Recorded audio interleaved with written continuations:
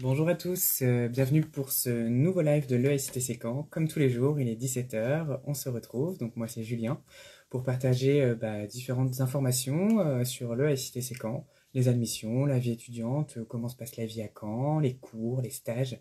Voilà, vous connaîtrez tout et je pense qu'après ces quasi 22 lives, vous connaîtrez tout sur l'école. Aujourd'hui, nous allons parler stage et nous avons une invitée qui est actuellement bien loin. Elle va vous dire où elle est justement, qui va vous parler de son expérience, de ses différents stages. Donc elle s'appelle Imen, elle est en cinquième année. Alors j'en profite pour épingler le sujet du jour, hein, comme d'habitude, les stages. Et c'est bien, j'ai mes petits réguliers qui viennent me faire coucou tous les soirs. Donc bonsoir Agathe. Et je vais appeler Imen de ce pas.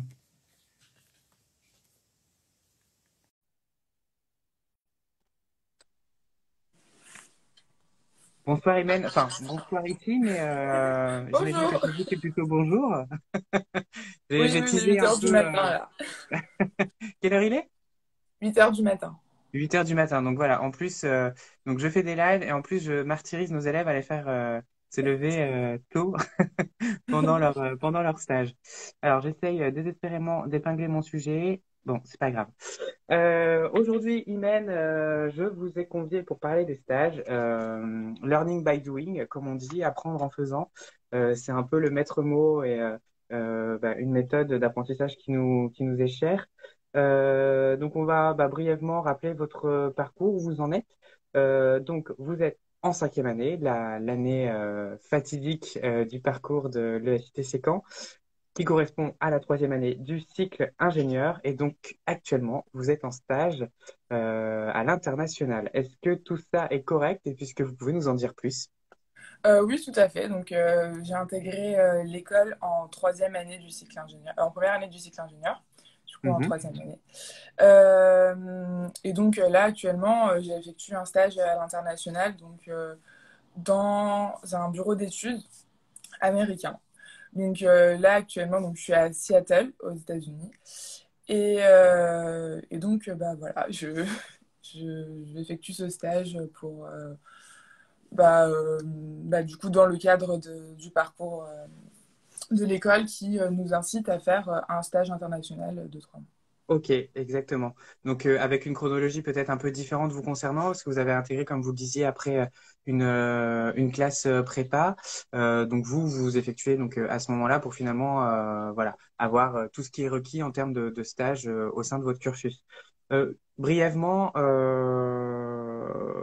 brièvement, je voudrais revenir un peu sur votre parcours avant l'école. On a déjà eu l'occasion d'échanger avec des personnes qui ont intégré après une classe prépa. Est-ce que vous pouvez nous dire où vous l'avez effectué et puis finalement pourquoi vous aviez fait ce choix à l'époque? Alors moi j'ai effectué ma classe préparatoire à Paris, donc c'était une classe préparatoire, enfin pas forcément une très grande prépa, mais c'était une prépa qui était bien dans le sens où ils écoutaient vachement leurs élèves et il y avait moins cet esprit de compétition. Mhm, Alors j'ai choisi de faire une classe préparatoire avant d'intégrer une école d'ingénieur parce que je voulais avoir une vision assez globale et même si dans le fond je savais ce que je voulais faire, je voulais quand même me laisser l'opportunité de réfléchir encore 2 ans avant de mhm. m'engager dans une école spécialisée et être sûr que c'était vraiment vers ce domaine-là que je voulais m'orienter. D'accord, ok. Tout en voilà en solidifiant vos acquis de terminale, voire même en approfondissant les. Ok. Exactement.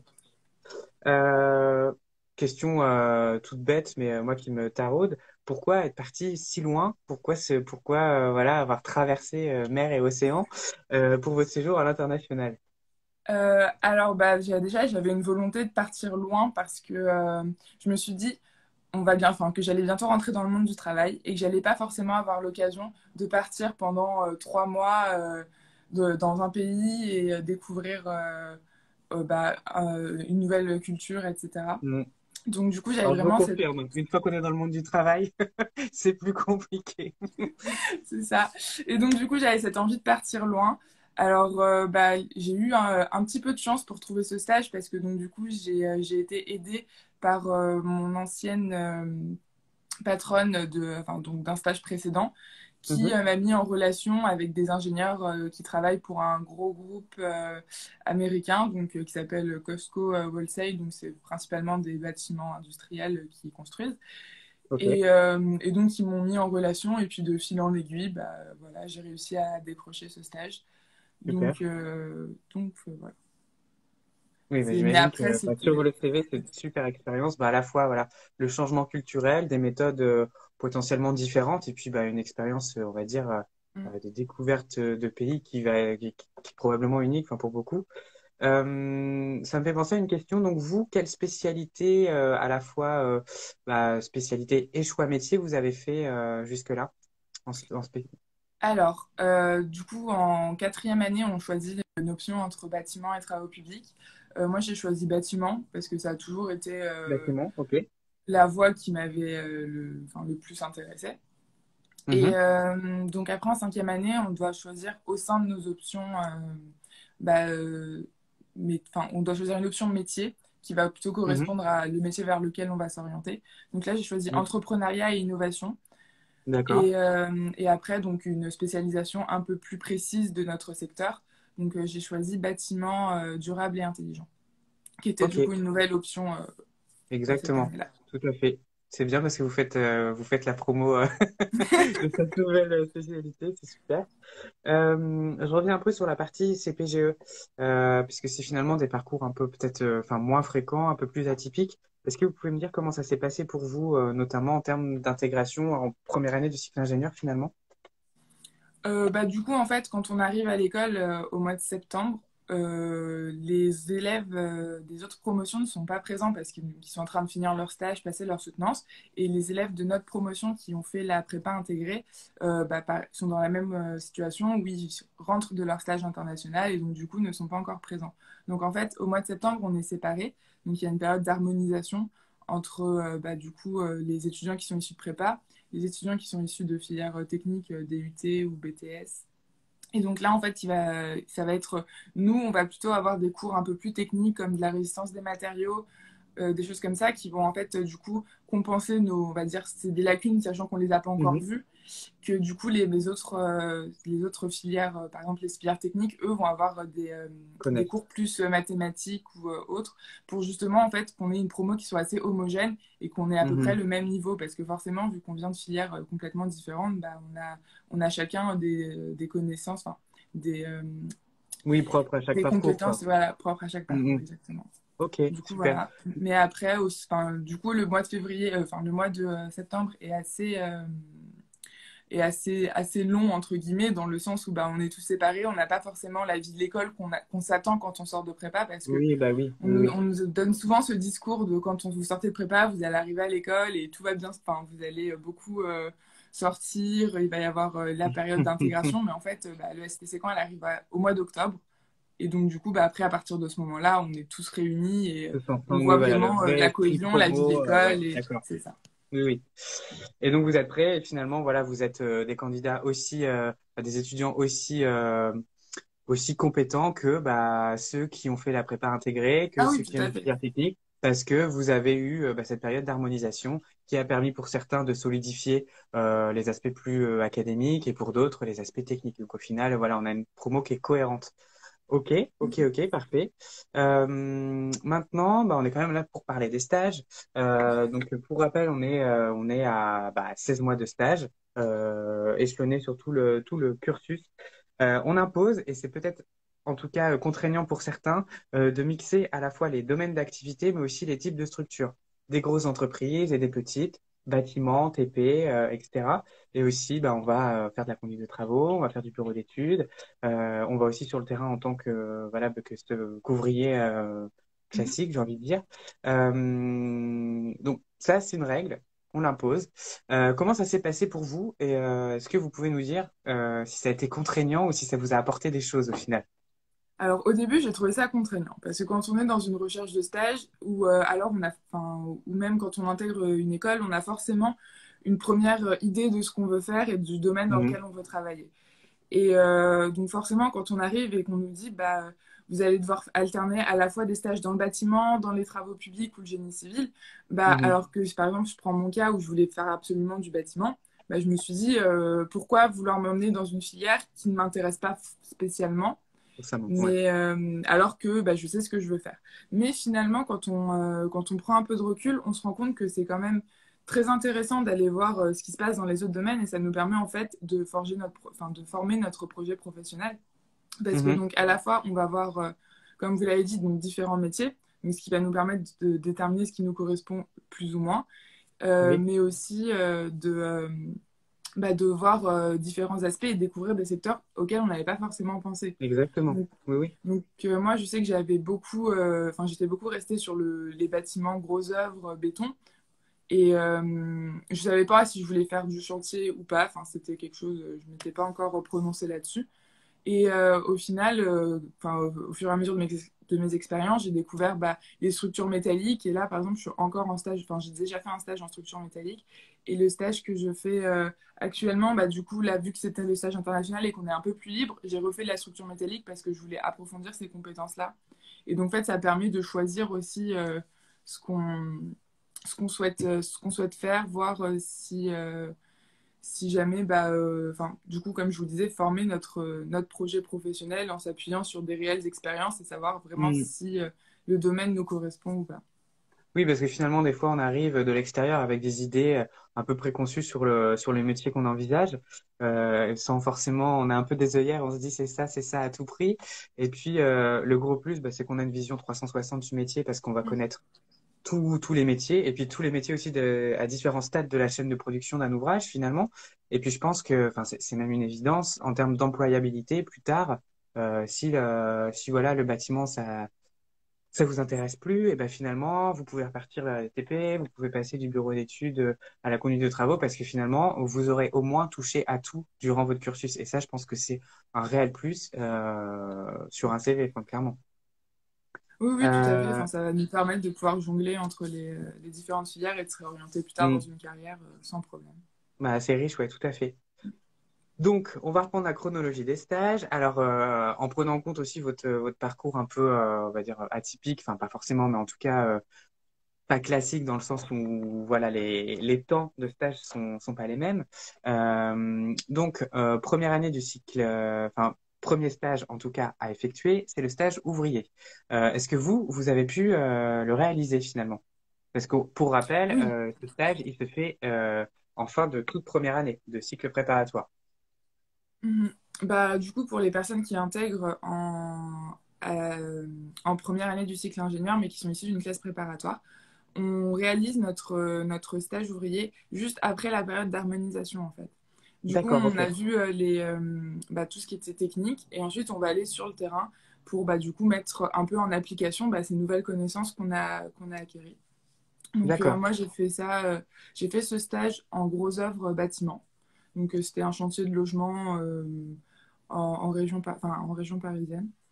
Et du coup bah, ça a été une très belle expérience et il me semble il dure le nôtre dure 3 semaines et ceux de première Mhm. année durent peut-être 5 Alors, sur le séjour pardon, le aux premier étudiants qui sont issus stage, on est, attendez, de la prépa intégrée.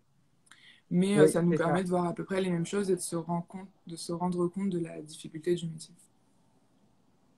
On est sur un mois, autant pour moi. J'avais perdu l'info, je me la suis fait souffler. Donc, oui, oui, stage ouvrier, un mois. J'en profite. Alors, je ne sais pas si vous avez vu, Imen, on parle de démarche administrative et ça tombe bien parce on allait arriver sur le séjour à l'international. Donc, bah, parlez-moi bah, de votre actuel séjour à l'international. Une personne m'a demandé si, en termes de démarche administrative, c'était accessible et pas trop compliqué. Alors, il y a quand même beaucoup de démarches parce que, donc, en fait, c'est un visa, du coup, stagiaire, mais c'est quand même un visa de travail. Donc, il faut que l'entreprise qui nous accueille remplisse tout un document qui est comme, en fait, une convention de stage et Mhm. qui va devoir expliquer nos étapes et ce qu'on va réaliser durant le stage et pourquoi avoir choisi un étudiant étranger plutôt que bah, un étudiant américain en fait. Et donc c'est ce qu'ils vont devoir justifier auprès donc du coup de l'ambassade. Et donc en fait on doit passer par le biais d'un sponsor donc il faut trouver. En général on peut trouver ça facilement sur internet donc des établissements sponsors. et donc ils vont s'occuper en fait de bien gérer toutes nos démarches administratives, vérifier qu'on remplit l'ensemble des documents. Donc l'entreprise a une part de Ok. documents à remplir, comme je l'expliquais, mais après, de notre côté aussi, on doit du coup remplir certains documents par rapport à nos informations personnelles. Mhm. Et puis on a on a une assurance santé à payer en plus durant Oui, bah oui, l'intégralité forcément, du oui. Oui, stage, oui. etc. Alors c'est beaucoup de paperasse, on va dire. C'est pas compliqué à Mhm. réaliser, mais c'est un petit peu long. Oui, ça Et demande d'être rigoureux et moi je sais que d'anticiper, j'imagine. oui c'est ça. Moi j'ai mis à peu près 2-3 mois à avoir mon visa quand même. D'accord, ok. Donc bon, le message, c'est que c'est faisable, qu'effectivement, bah, faut prendre en compte toutes les, voilà, l'approche administrative du pays de destination et qu'il faut bah, l'anticiper et s'y prendre en amont pour différentes raisons pour être Ouais, sûr c'est bah, ça. d'avoir le pays souhaité. Du coup, bah, finalement, le stage à l'international, on en a parlé en introduction. On va directement passer là à votre stage de conduite de travaux, donc bah, qui va un peu ponctuer votre première année de cycle ingénieur ou alors troisième année pour des intégrants post-bac. Où avez-vous effectué votre stage et comment ça s'est passé? Alors j'ai effectué mon stage sur un chantier de génie civil. Donc j'étais plutôt en charge du second œuvre, donc c'était enfin c'est tout ce qui est par exemple gestion des lots secondaires comme la peinture, le carrelage, la plomberie, l'électricité. Et Mhm, donc là c'est vraiment gérer les sous-traitants euh, ça va être beaucoup de mes calculs de quantité, de métrée, et en même temps gérer plusieurs équipes différentes qui ne sont pas forcément à notre charge. Donc j'ai fait ce stage au sein de l'entreprise urbaine de travaux, donc en région parisienne toujours. d'accord. Et non, c'était une super expérience parce que on se rend compte que sur chantier, il y a quand même une ambiance qui est assez particulière et propre au chantier. Et Mhm. ça nous permet de vraiment bah, comprendre comment fonctionne, enfin comment est construite une structure en fait, et on se rend compte que chaque rôle est important. Mhm. Et, euh, et donc Et voilà. que s'il y Mais a un rôle défaillant, ça peut justement faire voilà retarder tout le projet. Finalement, c'est un super chef d'orchestre sur le terrain, oui, si tout je à prends des fait. raccourcis. Ouais, c'est ça. Oui, bien sûr, il faut gérer le planning, gérer la main-d'œuvre, le budget. Il y a quand même énormément d'aspects complètement différents et en fait, et puis chaque projet est unique, donc on peut pas le gérer de la même manière et donc De la même forcément, il va façon. Bah falloir oui, oui, oui. adapter et, euh, et du coup, et il se passe toujours quelque chose. C'est-à-dire que chaque journée, on sait que Oui, même si la on a journée fait n'est un pas planning, linéaire, quoi. voilà, c'est pas linéaire, il va se passer quelque chose. Bah, c'est sûr, c'est C'est... sûr. Mais on dit souvent que dans une journée, pour être bien, en tout cas il faut prévoir au moins 30% d'imprévus. Alors, je pense que dans vos Oui. métiers, c'est plus. Mais en tout cas, voilà, c'est des règles de productivité. Enfin, voilà, c'était la petite parenthèse travail. Deuxième année, maintenant, on découvre un autre univers, un univers de bureau, puisqu'on est en bureau d'études. Dites-moi Oui, tout. tout à fait. Alors, du coup, en deuxième année du cycle ingénieur, on voit beaucoup enfin, d'un point de vue académique, en fait, on voit énormément de calculs, que ce soit sur des structures bois, structures métalliques ou du coup béton armé.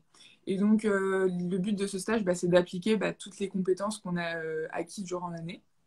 Mhm. Et donc, à travers un stage de bureau d'études techniques, donc ça peut être soit de la structure, soit du second œuvre, comme par exemple, justement, je parlais tout à l'heure de plomberie ou Oui, c'est de ça. fluide. On peut aussi intégrer des bureaux d'études fluides.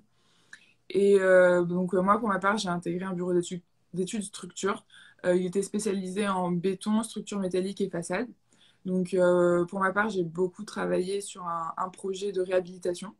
Donc, ça m'a aussi permis D'accord. de découvrir un peu ce milieu-là qui est assez différent et qui est un peu l'avenir, entre guillemets, parce que, on Oui, construit beaucoup, mais il faut aussi savoir réhabiliter les bâtiments qui sont déjà existants, en fait. Parce ouais, que, c'est ça. C'est certes, ça. il y a la construction, on s'arrête souvent au logement neuf, par exemple, ou à la structure neuve, mais il y a beaucoup de réhabilitation dans ce milieu aussi, et donc ça m'a permis de découvrir ça. Et comment donner une seconde vie, en fait, à un bâtiment pour le coup, moi, j'étais sur un chantier où il fallait, enfin, c'était une surélévation de bâtiments. Et donc, on avait fait tout un réagencement, en fait, de la structure actuelle Mhm. en la repensant. Et du coup, bah, là, c'était faire avec ce qu'on avait déjà, donc les fondations qu'on avait déjà, mais vu qu'on voulait ajouter des étages, comment améliorer, où placer nos porteurs, etc. Et donc, il y avait toute une partie conception et imagination du bâtiment, donc travail avec l'architecte qui était très intéressante sur ce stage. D'accord. Oui, parce que bah, faut aussi imaginer que tout ce qui est bâtiment doit répondre à des normes, qu'elles soient énergétiques, techniques, environnementales et autres. Donc voilà, un bâtiment a finalement un cycle de Mm. vie bah, qu'il faut suivre et respecter. Donc ça, c'était la partie bureau d'études. Et donc là, la petite particularité finalement de votre chronologie de stage, si vous êtes en séjour à l'international, que vous n'avez pas pu Mhm. effectuer bien évidemment en fin de deuxième année de cycle préparatoire. Et donc j'imagine après, c'est dense hein, comme rythme, mais vous devez enchaîner sur votre PFE, projet de fin d'études. C'est ça, tout à fait. Donc, du coup, mon PFE, je vais l'effectuer au sein d'Eiffage Immobilier. Donc là, D'accord? il a été un petit peu décalé au vu de la situation actuelle. Donc, au lieu de rester 3 mois à Mhm. l'étranger, je vais rester 4 mois et demi. Et du D'accord. coup, après, enchaîner sur mon PFE qui durera bah, du coup 6 mois.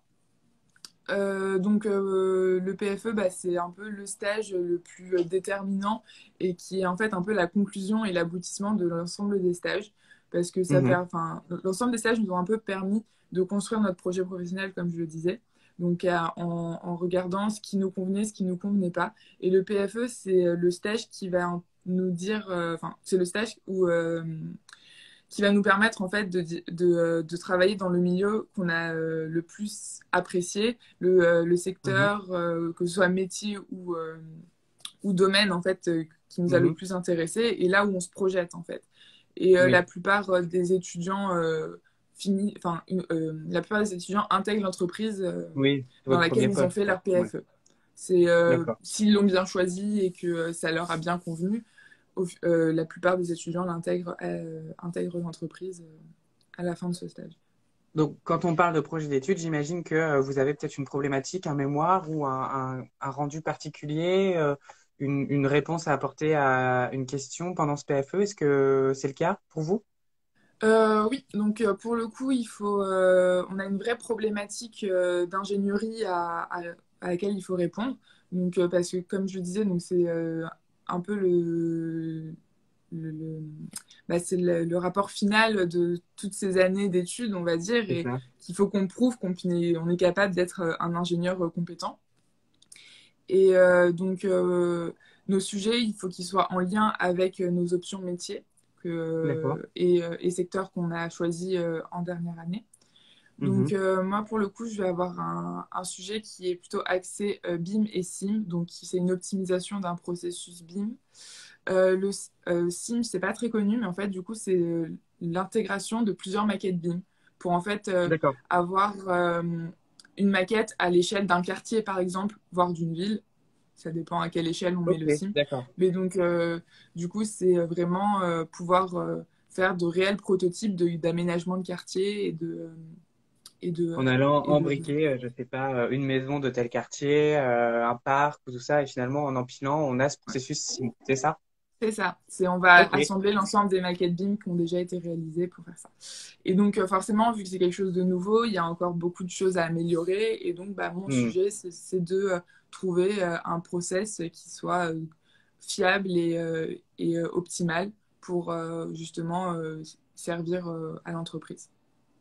Ok, d'accord, bah, vaste sujet. Tout ça soutenu, j'imagine, à votre retour à l'école. Oui, tout à fait.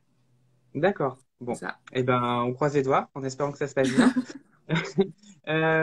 Du coup, sur la méthode pour trouver des stages, alors je sais qu'on a déjà eu l'occasion de vous en parler. Ces différents stages que vous avez effectués, est-ce que vous avez eu du mal à les trouver? Est-ce que vous avez été épaulé pour les chercher? Alors, du mal, non, parce que donc déjà, le forum et le tremplin nous permettent de trouver et de nous mettre en lien avec les entreprises. Donc, Mhm. ça nous aide à pouvoir bah, cibler certaines entreprises parce que donc, du coup, on a des listes avec ce qu'elles font, quel type de stagiaires elles recherchent. Pour le PFE, donc là, actuellement, on est en pleine croissance du BTP. Donc, ils sont vraiment à la recherche de stagiaires. Et c'est Mhm. limite les entreprises qui viennent à nous en nous Oui, proposant c'est des ça. sujets plutôt que nous qui allons quémander un stage. Mhm. Oui, oui, Euh, oui, oui. et sinon, après, on a aussi tout ce qui va être le réseau d'anciens élèves de l'école, parce Mhm. qu'on a une grande solidarité entre nous. Et si jamais on, on connaît un ancien élève, on peut lui demander s'il n'aurait pas un stage ou quelque chose comme ça. Et donc, il y a quand même un beau réseau derrière l'école. Et donc, ça nous facilite un peu aussi la recherche de stage. La tâche, ouais. Je reviens sur la question de Loris. Donc, en vue des propos d'Imen, hein, comme votre choix de PFE, votre sujet est fait en fonction des choix Mm. métiers et spécialisations que vous avez fait. Tout ça mis en corrélation des problématiques actuelles de la société que vous intégrez. Enfin, j'imagine. Rien n'est imposé. Le tout est construit en fonction des problématiques de l'entreprise, de votre projet professionnel et de votre parcours au sein de l'ESCT Séquent. Donc, jusque-là, enfin, c'est même pas jusque-là, c'est rien n'est imposé finalement. Vous êtes libre de votre choix et Oui, de dessiner votre PFE. oui, tout En à tout cas, fait. c'est ce que Enfin, j'ai compris. oui, oui. Non, le PFE n'est pas imposé, justement, c'est un peu notre choix le plus libre, vu qu'on n'a pas de domaine particulier à cibler. C'est-à-dire que, par Mhm, exemple, moi, je vais réaliser mon PFE au sein d'EFAGE Immobilier. Donc, ce mhm, sera plutôt donc, de la promotion immobilière, ce qui n'est pas forcément un des stages que j'ai, enfin, c'est pas du tout un des stages que j'ai réalisé avant. Et donc, c'est en lien, quand je dis en lien avec les options métiers, c'est-à-dire que par exemple, j'étais en entrepreneuriat et innovation. Donc, du coup, il fallait que ma problématique de stage soit ciblée sur une optimisation ou l'intégration de quelque chose de manière à mettre en place en application pardon, les compétences que j'ai acquises durant l'année. Et puis là, donc j'étais sur une démarche BIM et SIM qui est aussi dans une démarche de bâtiment durable et intelligent en fait. Donc c'est oui, des sujets qui sont complètement en lien, enfin c'est un sujet qui est complètement en lien avec mes options. Si par exemple on veut s'orienter plus dans les options métiers conduite de travaux, du coup là c'est l'option qu'on va choisir va être plus affiliée de la conduite de travaux par exemple, etc. Donc disons que nos options sont quand même choisies en fonction de ce qu'on veut faire en PFE finalement. oui, bah oui, tout à fait, c'est ça. Parfait, ouais, finalement, un choix un peu à la carte qui vous conduit à ce Graal, en tout cas, voilà, l'entonnoir se resserre pour finalement définir un métier Mm. assez précis qui se matérialise aussi un peu avec ce PFE. Donc, vous nous avez parlé de promotion immobilière, donc je n'insiste pas sur la question de vos projets plus tard, donc j'imagine que c'est dans ce secteur que vous allez continuer. Par contre, je ne résiste pas à la question, femmes et ingénierie de la construction, est-ce que ça fait bon ménage? Oui, j'ai envie de dire que c'est limite plus facile pour nous que pour un homme, dans le sens où les entreprises se sont rendues compte que les équipes mixtes fonctionnaient quand même beaucoup mieux. Donc, D'accord. il y a une énorme demande pour les femmes ingénieures. Et puis, enfin, c'est vrai qu'on a beaucoup d'a priori, et moi-même, je les ai eus au début en intégrant l'école en me disant peut-être qu'on va être traité un peu différemment, mais finalement on est quand même jugé à nos compétences plutôt que Mhm. à savoir si on est un homme ou une femme et c'est pas ça n'a aucun inconvénient et puis tout se passe très bien, il n'y a pas de souci. Bon, On est tant très mieux. Ça demandé en corrobore général. avec les discours de vos camarades féminines également. On arrive bientôt à la fin. J'ai deux petites questions encore, je crois, que j'avais préparées vous concernant. Donc la première, en tout cas, pour terminer. Dans quelques mois, vous allez être diplômé. Et je voudrais savoir quels conseils vous donneriez à des personnes qui hésitent encore à choisir l'école. Pour moi, le gros plus de l'école, c'est vraiment que c'est une école à taille humaine. Donc, que ce soit au niveau de l'équipe pédagogique qui, du coup, connaît ses étudiants, comparé à peut-être d'autres écoles où il va y avoir des énormes promotions, où forcément on ne sait pas qui est qui. Là, pour le coup, la plupart de l'équipe pédagogique connaît les étudiants. Et aussi au sein même de l'école, c'est-à-dire que nous, en tant qu'étudiants, on se connaît tous, ou au moins de vue. C'est-à-dire que même si on n'a pas forcément parlé à tout le monde, enfin, par exemple, moi là, je suis en cinquième année, je connais pas forcément tous les premières années, mais je sais que je connais des premières années et il y a enfin, il y a aucun souci. On est tous là à s'entraider et comme je disais tout à l'heure, le réseau d'école, ça passe aussi par là en fait. C'est-à-dire C'est sûr. enfin, moi en cinquième année, je pourrais très bien donner un PFE peut-être plus tard à la première année que j'ai rencontré ici. Et Oui. c'est vraiment du coup ce Ah côté oui, donc il y a des familial. liens qui se font Ouais, et des bons plans, entre guillemets, qui se partagent d'aînés, si je puis dire, à c'est ça. nouveaux venus. Tout à fait. C'est C'est chouette. vraiment ce côté familial qui peut être, enfin, qui est mis en avant au sein de l'école, à mon sens. Bon, et puis la dernière question, avec un peu quand même de, bah, nous, chaque année, alors moi d'autant plus parce que ça fait pas très longtemps que je suis à l'ESTC Caen, mais j'ai quand même j'ai pu suivre en tout cas votre promotion un peu plus enfin en tout cas vous êtes la première promotion que j'ai réussi à bien suivre. Donc ça va me faire bizarre au mois de janvier. Et puis en plus on vous sollicite bah, généralement aussi pour être un peu les porte-parole de l'école. Donc votre histoire à l'ESTC Caen va s'écrire différemment bah, l'année prochaine. Qu'est-ce que vous retenez de cette aventure? Des rencontres. Non, c'était. Bah, j'ai passé 3 ans, enfin 3 belles années au sein de l'ESITC.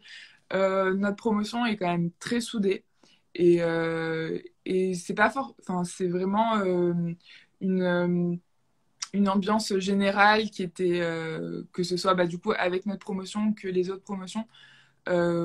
C'est une ambiance du coup associative aussi qui était intéressante. Très enrichissant aussi bah, du coup d'un point de vue scolaire. On se sent prêt à rentrer dans le monde du travail.